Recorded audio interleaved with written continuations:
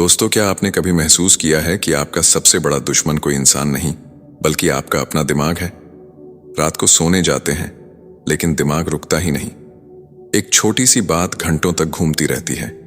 भविष्य का डर, लोगों की राय, बार बार वही नेगेटिव थॉट्स, और धीरे धीरे ओवर थिंकिंग आपकी खुशी, आपका कॉन्फिडेंस और आपका प्रेजेंट सब कुछ चुरा लेती है। लेकिन अगर मैं कहूं कि आपका दिमाग टूटा हुआ नहीं है बल्कि सिर्फ गलत तरीके से वायर्ड हो गया है और उसे दोबारा रीवायर किया जा सकता है, यही राज दुनिया भर में लाखों लोगों की मदद कर चुका है। आज की इस वीडियो में हम जानेंगे कि एंग्जाइटी और ओवरथिंकिंग आखिर आपके ब्रेन में कैसे पैदा होती है, क्यों आपका माइंड बार बार वर्स्ट केस सिनारियो बनाता है, और कौन सी प्रैक्टिकल टेक्निक्स आपको शांत, फोकस्ड और मेंटली स्ट्रांग बना सकती हैं। अगर आप सच में अपने माइंड को कंट्रोल करना चाहते हैं तो इस वीडियो को आखिर तक जरूर देखिए, क्योंकि एक छोटी सी समझ आपकी पूरी सोच बदल सकती है। अगर आपको ऐसी लाइफ चेंजिंग बुक समरीज पसंद हैं तो अभी बुकपीडिया चैनल को सब्सक्राइब कीजिए, वीडियो को लाइक कीजिए और बेल आइकॉन जरूर दबाइए ताकि हर नई नॉलेज आपके पास सबसे पहले पहुंचे। और शुरुआत करने से पहले कमेंट में सिर्फ इतना लिखिए, आई कंट्रोल माई माइंड, क्योंकि बदलाव हमेशा एक फैसले से शुरू होता है। Part 1, understanding how anxiety works. क्या आपने कभी गौर किया है कि एक ही परिस्थिति में दो लोग बिल्कुल अलग तरह से प्रतिक्रिया देते हैं? एक व्यक्ति मुश्किल हालात में भी शांत रहता है, जबकि दूसरा छोटी सी बात पर बेचैन हो जाता है। फर्क परिस्थितियों में नहीं होता, फर्क उस कहानी में होता है जो हमारा दिमाग उन परिस्थितियों के बारे में खुद को सुनाता है। यही वह जगह है जहां एंग्जाइटी जन्म लेती है।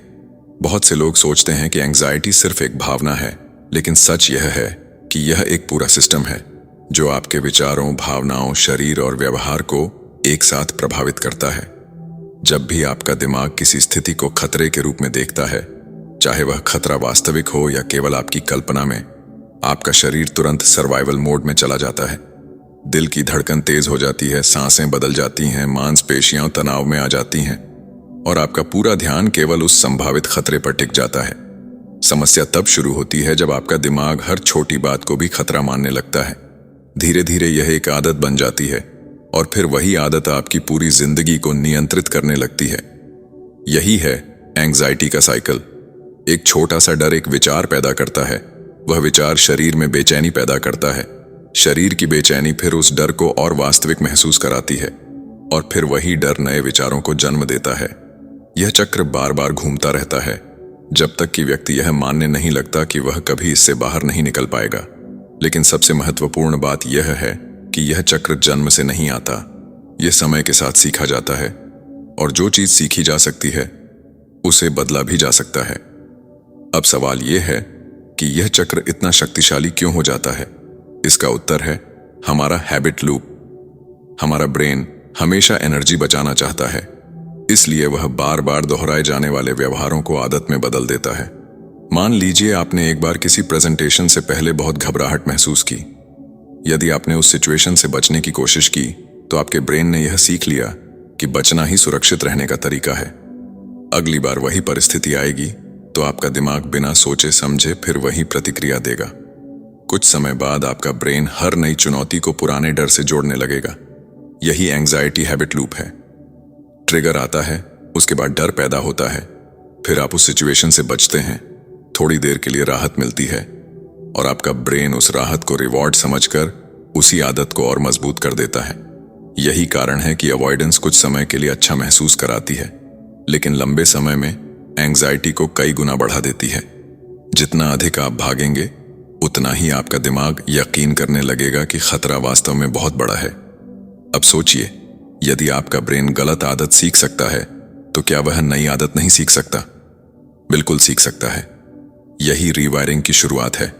इसके लिए सबसे पहले आपको अपने माइंड की उस आवाज को पहचानना होगा जो हर समय आपको डराती रहती है। हर इंसान के दिमाग में एक इंटरनल साउंड ट्रैक चलता रहता है। ये वही आवाज है जो कहती है, अगर मैं असफल हो गया तो, अगर लोगों ने मुझे जज किया तो, अगर सब कुछ खराब हो गया तो। शुरुआत में यह सिर्फ एक विचार होता है, लेकिन जब यही विचार बार बार दोहराया जाता है तो आपका ब्रेन उसे सच मानने लगता है। न्यूरोसाइंस बताती है कि जितने अधिक किसी विचार को दोहराया जाता है, उससे जुड़े न्यूरल पाथवेज उतने ही मजबूत होते जाते हैं। इसीलिए ओवरथिंकिंग केवल सोचने की आदत नहीं है, बल्कि ब्रेन की वायरिंग का हिस्सा बन जाती है। अच्छी खबर यह है कि ब्रेन में न्यूरोप्लास्टिसिटी नाम की क्षमता होती है। इसका मतलब है कि आपका ब्रेन नई कनेक्शंस बना सकता है और पुरानी आदतों को कमजोर कर सकता है। जब भी आप नकारात्मक विचार को बिना माने उसे केवल एक विचार की तरह देखना शुरू करते हैं, तब आप धीरे धीरे अपने ब्रेन को नया रास्ता सिखा रहे होते हैं। उदाहरण के लिए, यदि आपका माइंड कहता है मैं यह काम नहीं कर सकता, तो तुरंत उसे सच मानने के बजाय खुद से पूछिए, क्या यह एक तथ्य है या केवल मेरा डर बोल रहा है? यही छोटा सा सवाल आपके ब्रेन के ऑटोमेटिक मोड को तोड़ देता है। धीरे धीरे आपका माइंड सीखने लगता है कि हर विचार पर विश्वास करना जरूरी नहीं है। एंजाइटी का सबसे बड़ा हथियार यह है कि वह आपको विश्वास दिला देती है कि आपके विचार ही वास्तविकता हैं, जबकि सच यह है कि विचार केवल मानसिक घटनाएं हैं। वे आते हैं और चले जाते हैं। आप अपने विचार नहीं हैं, बल्कि उन्हें देखने वाले इंसान हैं। जैसे जैसे यह समझ गहरी होती जाती है, वैसे वैसे एंजाइटी की पकड़ कमजोर होने लगती है। लेकिन यहां एक और बड़ा रहस्य छिपा है।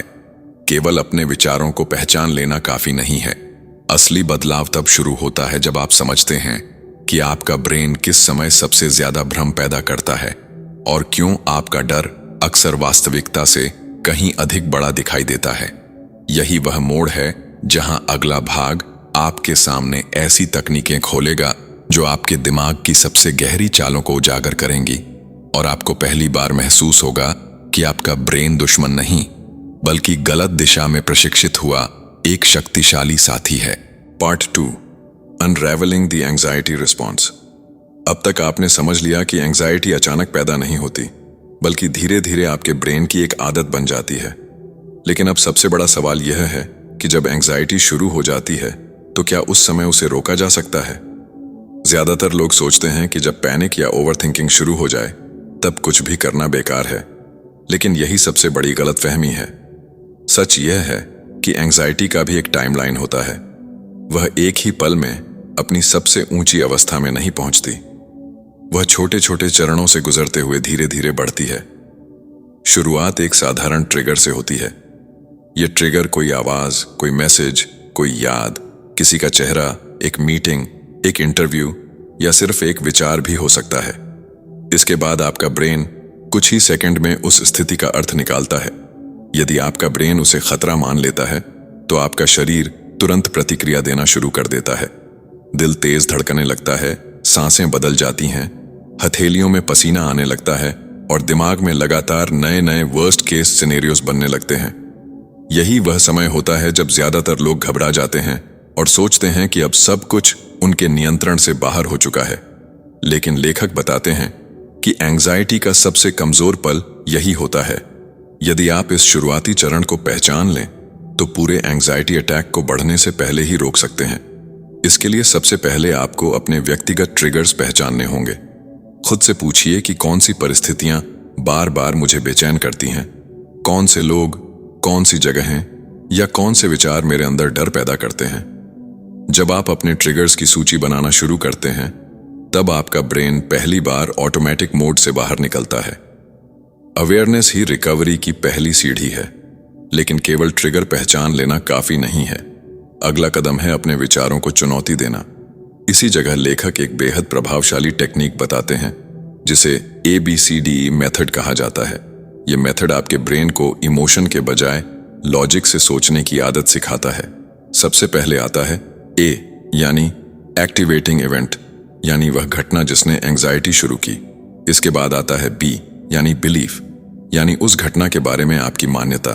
फिर आता है C यानी कॉन्सिक्वेंस, यानी उस विश्वास का परिणाम जो आपकी भावनाओं और व्यवहार में दिखाई देता है। अब सबसे महत्वपूर्ण चरण आता है D यानी डिस्प्यूटेशन। यहां आपको अपने विश्वास को चुनौती देनी होती है। खुद से पूछिए, क्या इसका कोई वास्तविक प्रमाण है? क्या मैं बिना सबूत के सबसे बुरा परिणाम मान रहा हूं? क्या कोई दूसरा दृष्टिकोण भी हो सकता है? और अंत में आता है E यानी इफेक्टिव न्यू बिलीफ, जहां आप एक अधिक संतुलित और वास्तविक सोच विकसित करते हैं। मान लीजिए आपके बॉस ने आपको मीटिंग के लिए बुलाया। आपका पहला विचार आया कि शायद मुझे नौकरी से निकाल दिया जाएगा। इसी एक विचार से आपका पूरा शरीर तनाव में आ गया। लेकिन यदि आप ABCD मेथड का उपयोग करें तो आप खुद से पूछेंगे, क्या उन्होंने ऐसा कहा है? क्या पहले भी उन्होंने सिर्फ फीडबैक देने के लिए बुलाया है? क्या मेरे पास कोई वास्तविक प्रमाण है कि मुझे निकालने वाले हैं? जैसे ही आपका ब्रेन इन सवालों का जवाब ढूंढना शुरू करता है, उसका डर कमजोर पड़ने लगता है। यही कारण है कि एंजाइटी को हराने का सबसे प्रभावी तरीका उससे लड़ना नहीं, बल्कि उसकी कहानी की जांच करना है। लेकिन एंजाइटी केवल विचारों से नहीं बढ़ती, वह आपकी एक्सपेक्टेशन से भी पैदा होती है। हम अक्सर अपने लिए ऐसे नियम बना लेते हैं जो वास्तविकता से बिल्कुल मेल नहीं खाते। हमें लगता है कि हमें हमेशा परफेक्ट होना चाहिए, सभी लोग हमें पसंद करें, हम कभी गलती न करें, हमारा भविष्य हमेशा हमारे नियंत्रण में रहे। लेकिन जीवन इन नियमों के अनुसार नहीं चलता। जैसे ही वास्तविकता हमारी उम्मीदों से टकराती है, एंजाइटी जन्म लेती है। लेखक बताते हैं कि जितनी अधिक अनरियलिस्टिक एक्सपेक्टेशंस होंगी, उतनी अधिक निराशा और बेचैनी होगी। इसलिए अपने स्टैंडर्ड्स को छोड़ना नहीं है, बल्कि उन्हें वास्तविक बनाना है। उदाहरण के लिए, यदि आप सोचते हैं कि मुझे हर काम में सफल होना ही होगा, तो हर असफलता आपको तोड़ देगी। लेकिन यदि आप यह मानते हैं कि मैं अपनी पूरी कोशिश करूंगा और गलती होने पर उससे सीखूंगा, तो आपका ब्रेन खतरे के बजाय ग्रोथ देखना शुरू कर देगा। यही माइंडसेट एंजाइटी को धीरे धीरे कमजोर करता है। एक और महत्वपूर्ण बात यह है कि हमारा ब्रेन भविष्य की अनिश्चितता को पसंद नहीं करता, इसलिए वह खाली जगहों को डर से भर देता है। जहां जानकारी नहीं होती, वहां कल्पना काम करने लगती है, और हमारी कल्पना अक्सर वास्तविकता से कहीं अधिक डरावनी होती है। इसलिए जब भी आपका माइंड भविष्य की कोई भयानक कहानी बनाना शुरू करे, तो खुद से एक सरल सवाल पूछिए, क्या यह अभी हो रहा है या केवल मेरे दिमाग की बनाई हुई कहानी है? यह सवाल आपके ब्रेन को वर्तमान में वापस ले आता है। धीरे धीरे आपका नर्वस सिस्टम शांत होने लगता है और आपका शरीर यह महसूस करता है कि वास्तविक खतरा मौजूद नहीं है। यही वह अभ्यास है जो आपके ब्रेन को बार बार सिखाता है कि हर विचार पर विश्वास करना जरूरी नहीं है। समय के साथ आपका माइंड खतरे को कम और वास्तविकता को अधिक देखने लगता है। लेकिन अभी भी एक बहुत बड़ा भ्रम बाकी है। कई बार आपका ब्रेन केवल गलत कहानी ही नहीं बनाता, बल्कि वह वास्तविकता को भी पूरी तरह से विकृत करके दिखाता है। आपको लगता है कि सब लोग आपको जज कर रहे हैं। एक छोटी गलती आपकी पूरी पहचान बन जाएगी और एक असफलता आपके पूरे भविष्य का फैसला कर देगी। आखिर ब्रेन ऐसा क्यों करता है? यही रहस्य अगले भाग में खुलने वाला है, जहां आप जानेंगे कि कॉग्निटिव डिस्टॉर्शंस किस तरह आपकी सोच को बिना बताए नियंत्रित करते हैं और उनसे बाहर निकलने का सबसे प्रभावी तरीका क्या है। पार्ट 3, योर ब्रेन, फ्रेंड और फो। क्या आपने कभी ऐसा महसूस किया है कि किसी ने आपकी तरफ देखा और आपको तुरंत लगा कि वह आपको जज कर रहा है? या फिर एक छोटी सी गलती के बाद आपको लगा कि अब सब कुछ खत्म हो गया है? दिलचस्प बात यह है कि ज्यादातर मामलों में समस्या वास्तविकता नहीं होती, बल्कि वास्तविकता को देखने का हमारा तरीका होता है। हमारा ब्रेन हर दिन हजारों विचार पैदा करता है, लेकिन उनमें से बहुत सारे विचार सच्चाई नहीं होते। वे केवल ऐसी मानसिक कहानियां होती हैं जिन्हें हमारा दिमाग बिना सबूत के सच मान लेता है। इन्हें कॉग्निटिव डिस्टॉर्शंस कहा जाता है। यही वे मानसिक जाल हैं जो एंग्जाइटी को लगातार जिंदा रखते हैं। जब तक आप इन्हें पहचान नहीं लेते, तब तक आपका ब्रेन हर परिस्थिति को अपने पुराने डर के चश्मे से देखता रहेगा। उदाहरण के लिए, यदि आपने किसी इंटरव्यू में एक सवाल का जवाब ठीक से नहीं दिया, तो आपका ब्रेन तुरंत कह सकता है, मैं पूरी तरह असफल हूं। इसे ऑल और नथिंग थिंकिंग कहा जाता है। एक छोटी गलती के आधार पर पूरी पहचान का फैसला कर देना। इसी तरह यदि किसी दोस्त ने आपका मैसेज देर से देखा, तो आपका ब्रेन तुरंत कहानी बना सकता है कि शायद वह अब आपको पसंद नहीं करता। इसे माइंड रीडिंग कहा जाता है, यानी बिना किसी प्रमाण के यह मान लेना कि दूसरे लोग क्या सोच रहे हैं। फिर आता है कैटास्ट्रोफाइजिंग, जिसमें आपका ब्रेन हर छोटी समस्या को भविष्य की सबसे बड़ी आपदा बना देता है। सिर में हल्का दर्द हुआ और दिमाग तुरंत सबसे गंभीर बीमारी की कल्पना करने लगा। बॉस ने कहा कि बात करनी है और आपका माइंड नौकरी जाने तक पहुंच गया। यही कारण है कि एंजाइटी वास्तविक घटनाओं से कम और गलत व्याख्याओं से अधिक पैदा होती है। लेखक बताते हैं कि इन डिस्टॉर्शंस को खत्म करने का पहला कदम है उन्हें पकड़ना। जब भी कोई नकारात्मक विचार आए, तुरंत खुद से पूछिए, क्या मैं तथ्य देख रहा हूं या केवल अपनी व्याख्या? यह छोटा सा सवाल आपके ब्रेन की गति को धीमा कर देता है। लेकिन केवल पहचान लेना काफी नहीं है। अब जरूरत है उन विचारों को व्यवस्थित तरीके से चुनौती देने की। इसी उद्देश्य के लिए लेखक ट्रिपल कॉलम टेक्निक का परिचय देते हैं। यह एक बेहद सरल लेकिन शक्तिशाली अभ्यास है। पहले कॉलम में आप अपना ऑटोमेटिक नेगेटिव थॉट लिखते हैं। दूसरे कॉलम में पहचानते हैं कि यह कौन सा कॉग्निटिव डिस्टॉर्शन है। तीसरे कॉलम में उसी विचार का एक अधिक संतुलित और वास्तविक उत्तर लिखते हैं। मान लीजिए आपने लिखा, मैं हमेशा हर काम खराब कर देता हूं। दूसरे कॉलम में आप पहचानेंगे कि यह ओवर जनरलाइजेशन है, क्योंकि एक घटना के आधार पर पूरे जीवन का निष्कर्ष निकाला जा रहा है। तीसरे कॉलम में आप लिखेंगे, मैंने कुछ गलतियां की हैं, लेकिन कई काम सफलतापूर्वक भी पूरे किए हैं। एक गलती मेरी पूरी क्षमता को परिभाषित नहीं करती। शुरुआत में यह अभ्यास अजीब लग सकता है, लेकिन जैसे जैसे आप इसे दोहराते हैं, आपका ब्रेन नए न्यूरल पाथवेज बनाना शुरू कर देता है। धीरे धीरे आपकी सोच संतुलित होने लगती है। यही न्यूरोप्लास्टिसिटी का वास्तविक उपयोग है। अब बात करते हैं रियलिटी टेस्टिंग की। एंजाइटी की सबसे बड़ी ताकत यह है कि वह आपको अपने डर पर विश्वास करने के लिए मजबूर करती है। लेकिन रियलिटी टेस्टिंग आपको डर के बजाय प्रमाण देखने की आदत सिखाती है। जब भी कोई डरावना विचार आए, खुद से 3 सवाल पूछिए। पहला, इसके समर्थन में वास्तविक प्रमाण क्या हैं? दूसरा, इसके खिलाफ कौन से प्रमाण मौजूद हैं? और तीसरा, यदि मेरा कोई करीबी दोस्त इसी परिस्थिति में होता तो मैं उसे क्या सलाह देता? इन 3 सवालों का जवाब देते ही आपका ब्रेन इमोशन से हटकर एविडेंस पर ध्यान देना शुरू कर देता है। उदाहरण के लिए, यदि आपको लगता है कि प्रेजेंटेशन में सब लोग आपका मजाक उड़ाएंगे, तो खुद से पूछिए, क्या पहले ऐसा कभी हुआ है? क्या लोग सच में दूसरों की हर छोटी गलती पर इतना ध्यान देते हैं, या फिर हर व्यक्ति अपनी ही चिंताओं में व्यस्त रहता है? अक्सर आपको एहसास होगा कि आपका डर वास्तविकता से कहीं बड़ा था। यही रियलिटी टेस्टिंग का उद्देश्य है। यह आपके ब्रेन को सिखाता है कि हर विचार को बिना जांच के सच मत मानो। एक और महत्वपूर्ण कॉग्निटिव डिस्टॉर्शन है फिल्टरिंग। इसमें हमारा ब्रेन किसी भी परिस्थिति के केवल नकारात्मक हिस्से को चुनता है और बाकी सब कुछ नजरअंदाज कर देता है। मान लीजिए 10 लोगों ने आपकी तारीफ की और एक व्यक्ति ने आलोचना कर दी। रात को सोते समय आपका ब्रेन केवल उसी एक आलोचना को दोहराएगा। यही मानसिक फिल्टर आपकी खुशी छीन लेता है। इससे बाहर निकलने के लिए हर दिन खुद से पूछिए, क्या मैं पूरी तस्वीर देख रहा हूं या केवल उसका सबसे अंधेरा हिस्सा? यह अभ्यास धीरे धीरे आपके ध्यान को संतुलित बनाता है। लेखक यह भी बताते हैं कि हमारा ब्रेन हमेशा सुरक्षा चाहता है, लेकिन सुरक्षा की तलाश में वह कई बार वास्तविकता को तोड़ मरोड़ देता है। इसलिए आपका लक्ष्य अपने ब्रेन को चुप कराना नहीं है, बल्कि उसे बेहतर जानकारी देना है।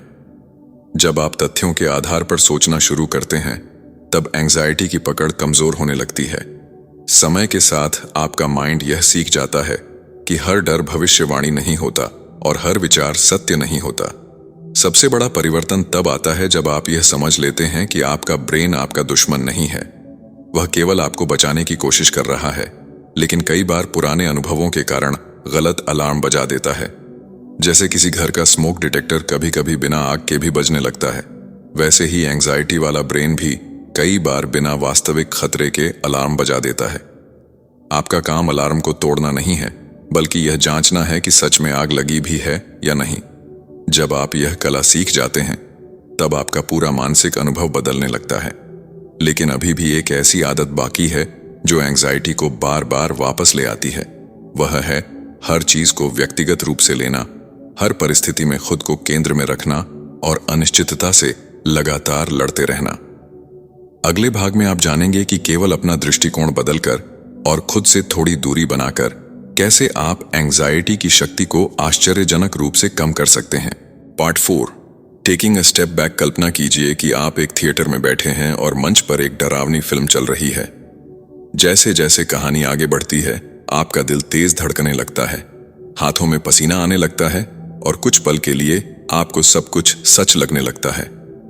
लेकिन तभी अचानक आपको याद आता है कि यह केवल एक फिल्म है। उसी क्षण आपका पूरा अनुभव बदल जाता है। फिल्म वही रहती है, लेकिन उससे आपका रिश्ता बदल जाता है। लेखक बताते हैं कि एंजाइटी के साथ भी बिल्कुल यही होता है। समस्या हमेशा हमारे विचार नहीं होते, बल्कि यह होता है कि हम उन विचारों के साथ पूरी तरह जुड़ जाते हैं। हमें लगता है कि जो हमारा दिमाग कह रहा है वही अंतिम सच है। यहीं से शुरू होती है वह तकनीक जिसे लेखक बैटमैन इफेक्ट कहते हैं। इसका नाम सुनकर यह केवल एक रोचक उदाहरण लगता है, लेकिन इसके पीछे गहरी मनोवैज्ञानिक समझ छिपी है। जब ब्रूस वेन किसी कठिन परिस्थिति का सामना करता है, तो वह खुद को केवल एक डरे हुए इंसान की तरह नहीं देखता, वह खुद को बैटमैन के रूप में देखता है। इसका अर्थ यह नहीं कि वह अपनी पहचान बदल देता है, बल्कि वह अपने डर से थोड़ा मानसिक फासला बना लेता है। यही तकनीक हमारे लिए भी काम करती है। जब आप खुद से कहते हैं मैं डर गया हूं, तो आपका ब्रेन उस डर के साथ पूरी तरह जुड़ जाता है। लेकिन यदि आप कहते हैं मेरा ब्रेन अभी डर महसूस कर रहा है, तो आपके और उस भावना के बीच थोड़ी दूरी बन जाती है। यह छोटा सा बदलाव आपके नर्वस सिस्टम को शांत करने लगता है। रिसर्च भी दिखाती है कि जब हम सेल्फ डिस्टेंसिंग का अभ्यास करते हैं और खुद से तीसरे व्यक्ति की तरह बात करते हैं, तो भावनात्मक प्रतिक्रिया की तीव्रता कम होने लगती है। उदाहरण के लिए, यदि आपका नाम राहुल है, तो खुद से पूछिए राहुल इस परिस्थिति में क्या करेगा, या राहुल को अभी किस बात की सबसे ज्यादा जरूरत है। यह तरीका आपको इमोशन के बजाय विजडम से सोचने में मदद करता है। एंजाइटी चाहती है कि आप उसके अंदर फंसे रहें, लेकिन बैटमैन इफेक्ट आपको उसके ऊपर खड़े होकर पूरी तस्वीर देखने की शक्ति देता है। अब आते हैं उस समस्या पर जिसने लाखों लोगों की मानसिक शांति छीन रखी है, और वह है अनसर्टेनिटी, यानी अनिश्चितता। हमारा ब्रेन भविष्य को पूरी तरह जानना चाहता है। वह चाहता है कि हर सवाल का जवाब पहले से मिल जाए, हर जोखिम खत्म हो जाए और हर परिणाम हमारे नियंत्रण में हो। लेकिन जीवन ऐसा नहीं चलता। कोई भी इंसान यह नहीं जान सकता कि कल क्या होगा।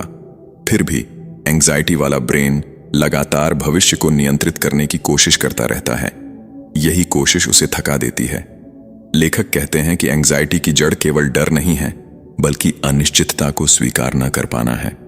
जितना अधिक आप भविष्य को पूरी तरह सुरक्षित बनाना चाहेंगे, उतनी ही अधिक बेचैनी महसूस होगी, क्योंकि आपका ब्रेन ऐसी चीज को नियंत्रित करने की कोशिश कर रहा है जिसे कोई नियंत्रित नहीं कर सकता। इसलिए रिकवरी का मतलब यह नहीं कि सारी अनिश्चितता खत्म हो जाए। रिकवरी का मतलब है कि आप अनिश्चितता के साथ सहज होना सीख जाएं। इसे टॉलरेटिंग अनसर्टेनिटी कहा जाता है। शुरुआत छोटे छोटे अभ्यासों से होती है। हर बात का तुरंत जवाब ढूंढने की कोशिश मत कीजिए। हर मैसेज का मतलब मत निकालिए। हर संभावना के लिए पहले से योजना मत बनाइए। कुछ सवालों को बिना जवाब के रहने दीजिए। शुरुआत में आपका ब्रेन विरोध करेगा, लेकिन धीरे धीरे वह सीख जाएगा कि बिना निश्चितता के भी सुरक्षित रहा जा सकता है। यही अभ्यास आपके मानसिक लचीलेपन को मजबूत करता है। अब बात करते हैं एक्सटर्नलाइजेशन की, जो इस भाग की सबसे शक्तिशाली तकनीकों में से एक है। अधिकांश लोग कहते हैं मैं ही एंजाइटी हूं, लेकिन लेखक बताते हैं कि यह सोच ही सबसे बड़ी गलती है। एंजाइटी आपकी पहचान नहीं है, वह केवल एक अनुभव है। जब आप उसे अपनी पहचान बना लेते हैं, तब उससे बाहर निकलना बहुत कठिन हो जाता है। इसीलिए एक्सटर्नलाइजेशन आपको सिखाती है कि एंजाइटी को अपने बाहर की एक चीज की तरह देखिए। कल्पना कीजिए कि आपकी एंजाइटी एक शोर मचाने वाला रेडियो है जो हर समय खतरे की खबरें सुना रहा है। क्या आप हर खबर पर विश्वास करेंगे? शायद नहीं। उसी तरह आपको हर विचार पर भी विश्वास करने की जरूरत नहीं है। कुछ लोग अपनी एंजाइटी को कोई नाम भी दे देते हैं। जब भी वह नकारात्मक कहानी सुनाना शुरू करती है, वे कहते हैं फिर से वही पुरानी आवाज बोल रही है। इससे ब्रेन और विचारों के बीच दूरी बनती है। आप रिएक्शन देने के बजाय ऑब्जर्वेशन करना सीखते हैं। यही माइंडफुलनेस का मूल सिद्धांत भी है। विचारों को रोकना नहीं, बल्कि उन्हें आते जाते देखना। जैसे आसमान में बादल आते हैं और चले जाते हैं, वैसे ही विचार भी स्थायी नहीं होते। समस्या तब पैदा होती है जब हम हर बादल को अपना घर समझ लेते हैं। लेखक बार बार याद दिलाते हैं कि आपका लक्ष्य एंग्जाइटी को हमेशा के लिए मिटाना नहीं है। लक्ष्य यह है कि जब वह आए तब भी वह आपके फैसलों को नियंत्रित न कर सके। मानसिक मजबूती का मतलब डर का न होना नहीं है, बल्कि डर के बावजूद सही दिशा में आगे बढ़ते रहना है। जब आप खुद से थोड़ा पीछे हटना सीख जाते हैं, जब आप अनिश्चितता को जीवन का स्वाभाविक हिस्सा मान लेते हैं, और जब आप अपनी पहचान को एंग्जाइटी से अलग देखना शुरू कर देते हैं, तब पहली बार आपको एहसास होता है कि आपके अंदर जितनी शक्ति है उसका बहुत छोटा हिस्सा ही अब तक इस्तेमाल हुआ था। लेकिन यात्रा अभी खत्म नहीं हुई है। अब सवाल यह है कि रोजमर्रा की जिंदगी में कौन सी प्रैक्टिकल टेक्निक्स आपके ब्रेन को शांत रख सकती हैं, बेहतर निर्णय लेने में मदद कर सकती हैं, और उसी एंग्जाइटी को आपकी सबसे बड़ी ताकत में बदल सकती हैं। यही सबसे महत्वपूर्ण रहस्य अगले और अंतिम भाग में सामने आने वाला है। Part 5, smart stress management tools. अब तक आपने यह समझ लिया कि एंग्जाइटी कैसे पैदा होती है, कैसे गलत सोच उसे मजबूत बनाती है, और कैसे अपने विचारों से थोड़ा पीछे हटकर आप उसे कमजोर कर सकते हैं। लेकिन अब सबसे महत्वपूर्ण सवाल सामने आता है, रोजमर्रा की जिंदगी में ऐसा क्या किया जाए जिससे आपका ब्रेन बार बार उसी पुराने डर में वापस न चला जाए? क्योंकि केवल समझ लेना काफी नहीं होता। असली बदलाव तब आता है जब आपके पास ऐसे प्रैक्टिकल टूल्स हों जिन्हें आप किसी भी समय इस्तेमाल कर सकें। लेखक इसी कारण इस अंतिम भाग में कुछ ऐसी तकनीकों के बारे में बताते हैं जो आपके ब्रेन को व्यवस्थित करना, बेहतर निर्णय लेना और एंग्जाइटी को आपकी कमजोरी के बजाय ताकत में बदलना सिखाती हैं। सबसे पहले बात करते हैं माइंड मैपिंग की। जब हमारा ब्रेन तनाव में होता है तब वह एक साथ बहुत सारी बातों के बारे में सोचने लगता है। ऐसा महसूस होता है जैसे दिमाग में दर्जनों ब्राउजर टैब्स एक साथ खुली हुई हों। हर अधूरा काम, हर डर, हर जिम्मेदारी और हर भविष्य की चिंता एक साथ ध्यान खींचने लगती है। इसी वजह से व्यक्ति मानसिक रूप से थक जाता है। लेखक कहते हैं कि समस्या यह नहीं है कि आपके पास बहुत सारे विचार हैं। समस्या यह है कि वे सभी एक साथ आपके दिमाग के अंदर घूम रहे हैं। माइंड मैपिंग का उद्देश्य इन्हें दिमाग से निकालकर कागज पर लाना है। एक खाली पन्ने के बीच में अपनी मुख्य समस्या लिखिए, फिर उससे जुड़ी हर चिंता, हर सवाल और हर संभावना को शाखाओं की तरह लिखते जाइए। जैसे जैसे विचार बाहर आते जाते हैं, आपका ब्रेन हल्का महसूस करने लगता है। मनोविज्ञान में इसे कॉग्निटिव ऑफलोडिंग कहा जाता है। जब जानकारी केवल दिमाग में रहने के बजाय बाहर व्यवस्थित हो जाती है, तब वर्किंग मेमोरी पर दबाव कम हो जाता है और व्यक्ति अधिक स्पष्ट रूप से सोच पाता है। कई बार समाधान पहले से मौजूद होता है, लेकिन मानसिक अव्यवस्था उसे देखने नहीं देती। माइंड मैपिंग उसी धुंध को हटाने का काम करती है। अब बात करते हैं डिसीजन मेकिंग की। एंग्जाइटी वाले लोग अक्सर गलत निर्णय नहीं लेते, बल्कि निर्णय लेने से ही डरते हैं। उन्हें लगता है कि यदि उन्होंने गलत फैसला ले लिया तो सब कुछ खराब हो जाएगा। इसी डर की वजह से वे महीनों तक सोचते रहते हैं, लेकिन कदम नहीं उठाते। लेखक बताते हैं कि हर निर्णय में कुछ न कुछ अनिश्चितता होती ही है। परफेक्ट डिसीजन जैसी कोई चीज नहीं होती। बेहतर जीवन उन लोगों को मिलता है जो उपलब्ध जानकारी के आधार पर निर्णय लेते हैं और फिर जरूरत पड़ने पर उसे सुधारते हैं। यदि आप हर बार 100% निश्चित होने का इंतजार करेंगे तो आपका ब्रेन हमेशा एंग्जाइटी में फंसा रहेगा। इसलिए निर्णय लेते समय खुद से पूछिए, मेरे पास इस समय कौन सी जानकारी है? सबसे संभावित परिणाम क्या है? यदि चीजें योजना के अनुसार नहीं हुई तो मैं क्या कर सकता हूं? इन सवालों के जवाब आपको डर से निकालकर एक्शन की ओर ले जाते हैं। याद रखिए, अनिर्णय भी एक निर्णय होता है और कई बार वही सबसे महंगा साबित होता है। लेखक यह भी बताते हैं कि हमारा ब्रेन हर जोखिम को बराबर नहीं देखता। यदि कोई निर्णय भावनात्मक रूप से महत्वपूर्ण हो तो उसका खतरा वास्तविकता से कहीं अधिक बड़ा महसूस होता है। इसलिए भावनाओं के शांत होने के बाद निर्णय लेना अक्सर अधिक बुद्धिमानी होती है। कुछ मिनट टहलना, गहरी सांस लेना या विचारों को लिखना आपके ब्रेन को संतुलित अवस्था में वापस ला सकता है। अब आते हैं इस पुस्तक के सबसे प्रेरणादायक विचार पर, एंग्जाइटी को अपनी सुपर पावर में बदलना। पहली नजर में यह बात असंभव लग सकती है, लेकिन लेखक समझाते हैं कि एंग्जाइटी अपने आप में दुश्मन नहीं है। वास्तव में यह आपके ब्रेन का सुरक्षा तंत्र है। समस्या तब होती है जब यह जरूरत से ज्यादा सक्रिय हो जाता है। यदि आप इसे सही दिशा में इस्तेमाल करना सीख जाएं, तो यही संवेदनशीलता आपकी सबसे बड़ी ताकत बन सकती है।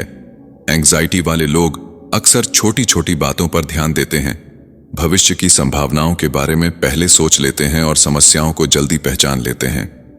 यदि इन गुणों के साथ संतुलित सोच जुड़ जाए, तो यही व्यक्ति उत्कृष्ट प्लानर, लीडर, रिसर्चर, आर्टिस्ट या एंटरप्रेन्योर बन सकता है। फर्क केवल इतना है कि डर आपको नियंत्रित करे या आप उस ऊर्जा को दिशा दें।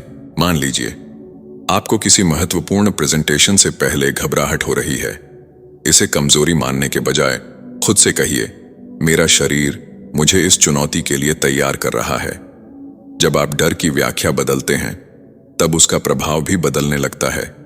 वैज्ञानिक शोधों में भी पाया गया है कि यदि व्यक्ति तनाव को केवल खतरे के बजाय तैयारी का संकेत माने, तो उसका प्रदर्शन बेहतर हो सकता है। इसका अर्थ यह नहीं कि एंग्जाइटी हमेशा लाभदायक होती है, बल्कि यह कि उसकी ऊर्जा को सही दिशा दी जा सकती है। लेखक एक और महत्वपूर्ण बात बताते हैं, आपका लक्ष्य हमेशा शांत रहना नहीं होना चाहिए।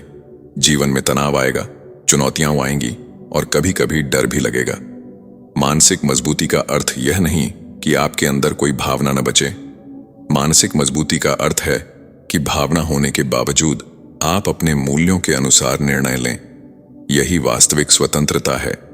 जब आप अपने विचारों को पहचानते हैं, उन्हें चुनौती देते हैं, अनिश्चितता को स्वीकार करते हैं, सही निर्णय लेना सीखते हैं और अपने तनाव को उपयोगी ऊर्जा में बदल देते हैं, तब आपका पूरा व्यक्तित्व बदलने लगता है। अब आपका ब्रेन हर स्थिति में खतरा नहीं खोजता, बल्कि अवसर भी देखने लगता है। यही रीवायरिंग की असली पहचान है। धीरे धीरे आप महसूस करेंगे कि जिन परिस्थितियों से आप कभी भागते थे, अब उन्हीं का सामना आत्मविश्वास के साथ कर रहे हैं। आपका फोकस बेहतर होगा, रिश्ते मजबूत होंगे और सबसे बड़ी बात, आप वर्तमान में जीना सीखेंगे।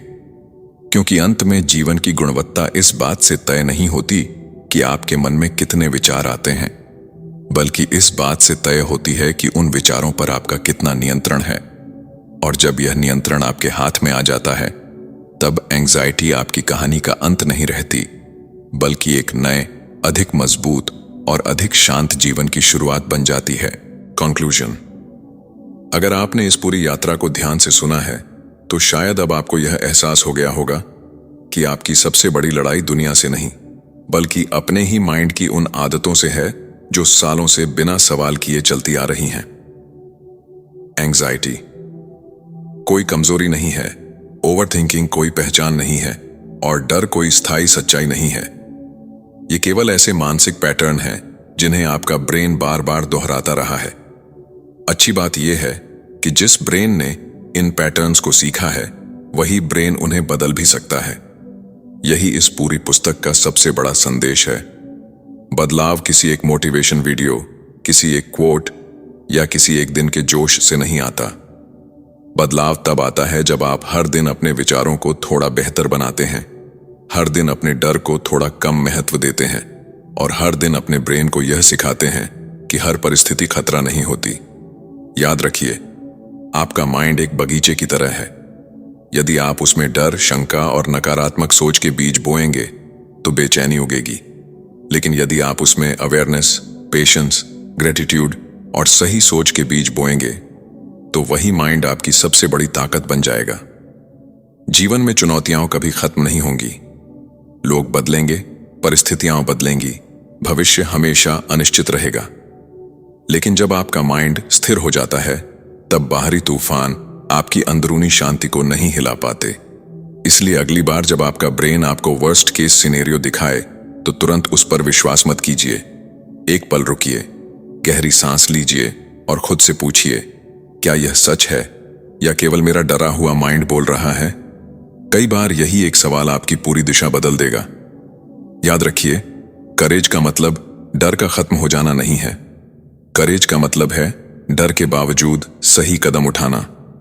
कॉन्फिडेंस का मतलब कभी न घबराना नहीं है। कॉन्फिडेंस का मतलब है घबराहट के बावजूद आगे बढ़ते रहना।